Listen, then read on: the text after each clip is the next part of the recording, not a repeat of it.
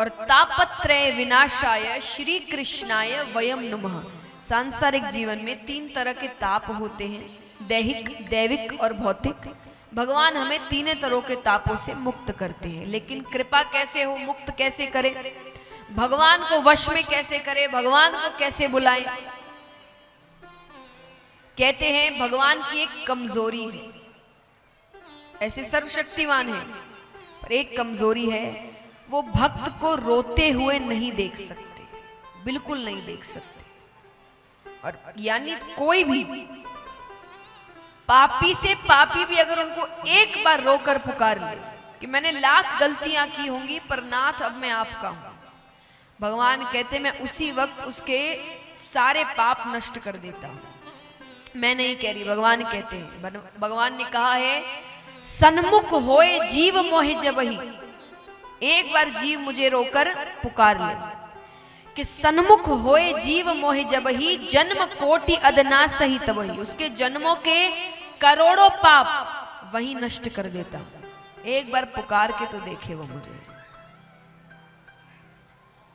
तो भगवान की ये कमजोरी है। तो भगवान को पुकारना है, रोकर पुकार, लेकिन सच्चे आंसू, क्योंकि उनको सब पता है कब सच्चे आंसू है और कब सिर्फ वैसे ही हवा में बातें हो रही है, उनसे कुछ नहीं छिपा। पर अगर सच में आप उनको रोकर पुकारते हैं, वो सारे पाप नष्ट कर देते हैं। इस प्रकार भगवान का स्वरूप बताया गया है कि भगवान का रूप कैसा है। आइए अब चलते हैं शुकदेव जी के अवतार की कथा की ओर। सबसे पहले अपने अपने गुरुओं का ध्यान करते हैं। कितने हैं यहाँ पर जिन्होंने गुरु बनाए हैं? जिन्होंने बनाए हैं अपने अपने गुरु का ध्यान करें, जिन्होंने नहीं बनाए वो प्रार्थना करें कि उनको शुकदेव जी जैसे गुरु मिले। उन्होंने 7 दिनों में राजा परीक्षित को भगवान से मिला दिया था, सिर्फ 7 दिनों में। आइए, गुरुर ब्रह्मा गुरुर विष्णु गुरुर्देवो महेश्वर गुरुर साक्षात् परम ब्रह्मा तस्मै श्री गुरवे नमः। तस्मै श्री गुरवे नमः। शुकदेव जी सबसे बड़े वैरागी माने गए हैं। उन जैसा गुरु मिल जाए तो बहुत बड़ी बात है। तो उनका अवतार कैसे हुआ? क्योंकि वो इतने बड़े वैरागी थे कि जब उनका जन्म हुआ था, उनका यज्ञोपवीत संस्कार भी नहीं हुआ था, अपनी माता के गर्भ से निकलते ही वो सीधा वन की ओर चले गए। वो पीछे मुड़कर नहीं देखा उन्होंने अपने परिवार को। अब यहाँ पर पिता तो पुत्र से प्रेम करते हैं, पुत्र विरह में वेद व्यास जी उनके पीछे पीछे जा रहे हैं, उनको पुकार रहे हैं। वो वन की ओर गए। वन में जब वेद व्यास जी गए, उन्होंने क्या देखा? जितने पेड़ हैं, उनकी जितनी शाखाएं हैं, पत्तियां हैं, उन सब में उन्होंने श्री शुकदेव मुनि महाराज के दर्शन किए थे। ऐसी महिमा है उनकी। उनके अवतार की कथा ऐसे ऐसे अलग अलग शास्त्रों में अलग अलग ढंग से बताई गई है। पर दंत कथा के अनुसार एक बार ब्रह्मा जी ने एक सभा का आयोजन किया। सभी आए वहां पर, देवी देवता, यक्ष, गंधर्व, किन्नर, ऋषिगण। उस सभा में, सभा यानी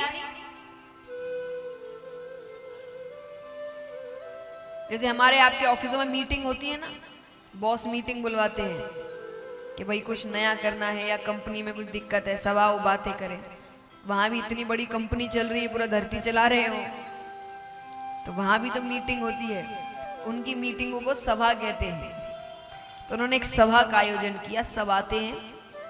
अब आकर उसमें प्रश्न उठा, ब्रह्मा जी ने प्रश्न उठाया, इस 3 लोक 14 भुवन में सबसे कीमती वस्तु क्या है? अब सब सोच रहे हैं, सब अपना अपना उत्तर दे रहे हैं। तो कुछ ने कहा कि हीरा, हीरा बहुत कीमती है। कुछ कहते सोना, किसी ने कहा चांदी, अब वहां ऋषिगण भी बैठे थे। ऋषिगणों ने कहा ये ऐसी कोई वस्तुएं तो है नहीं जो बहुत कीमती है, कितनों के पास मिलेगी? यहां भी कितनों के पास सोने की वस्तु होगी, है कि नहीं? बताइए, हाथ उठाकर बताइए, कितनों के पास सोने की वस्तु है? सब डर रहे हैं, मांगूंगी नहीं मैं, और ये भी नहीं पूछूंगी कितनी मात्रा में। इतना सही हो सकता है, होगा सबके पास, है ना? चलिए, भगवान के दर पे झूठ भी नहीं बोलते। किस किस के पास है? हाथ उठाना। सबके पास है ना? तो सोने की वस्तु ये ऐसी, तो ऋषिगणों ने कहा ये ऐसी वस्तु है जो कईयों के पास मिलेगी। कितनी मात्रा में है वो अलग अलग व्यक्ति पर निर्भर करता है, पर ऐसे मेरी नजर में बहुतों के पास मिलेगी, तो ये सबसे कीमती तो हुई नहीं। तो सबने कहा तो आप ही बताइए, आपके हिसाब से सबसे कीमती क्या है? ऋषिगण कहते हैं अगर सबसे कीमती वस्तु कोई है तो वो है प्रेम। प्रेम कौन सा? हम और आप जो करते वो नहीं, आज किसी और से, 10 दिन बाद किसी और से, उसको प्रेम नहीं कहते। निस्वार्थ प्रेम, जिस प्रेम में कोई स्वार्थ नहीं, और वो हर रिश्ते में हो सकता है। प्रेम तो हर ही रिश्ते में होता है। संतान और माँ बाप के बीच का प्रेम है, पति पत्नी के बीच का प्रेम है, युवक युवती के बीच का प्रेम है, भाई भाई के बीच का प्रेम है, मित्रों के बीच का प्रेम है। प्रेम तो हर रिश्ते में है, लेकिन जिस प्रेम में स्वार्थ आ गया वो प्रेम नहीं रहता, फिर वो स्वार्थ हो गया। और वो प्रेम भी तब तक ही रहता है जब तक आपका काम नहीं निकल जाता। स्वार्थ खत्म होते ही प्रेम खत्म। तो अगर सबसे कीमती कुछ है तो वो है निस्वार्थ प्रेम। ये हर किसी के पास नहीं मिलेगा।